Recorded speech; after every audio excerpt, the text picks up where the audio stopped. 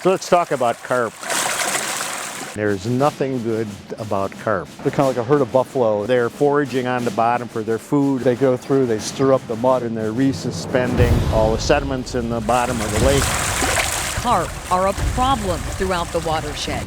In Lake Kegonsa, Clean Lakes Alliance is helping remove massive amounts of the invasive fish by bringing in commercial fishermen. They come out and they put like a mile of net out in the lake, and they pull this net in until pretty soon they've got a pen, and there are thousands and thousands of carp in there. And they scoop these carp out and put them on a sorting barge because they can't take sports fish. Every single pound of carp we've taken out so far has been reprocessed for food.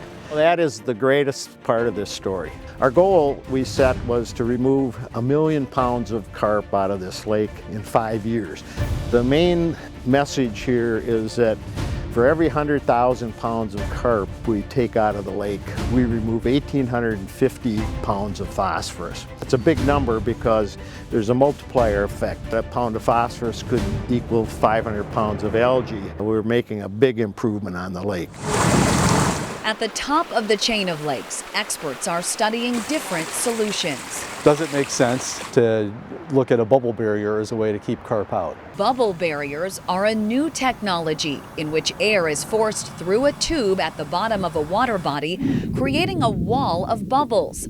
The sight and sound has been shown to help keep carp from passing through. Researchers here look to their use in nearby Green Lake, where a bubble barrier is combined with a physical barrier. The bubble barrier makes it possible for boats and kayaks to get through while stopping the carp.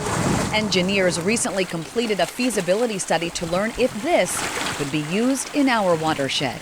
We've learned a lot about how barriers work. It is feasible to put a bubble barrier here. The biggest question is the benefit worth the cost?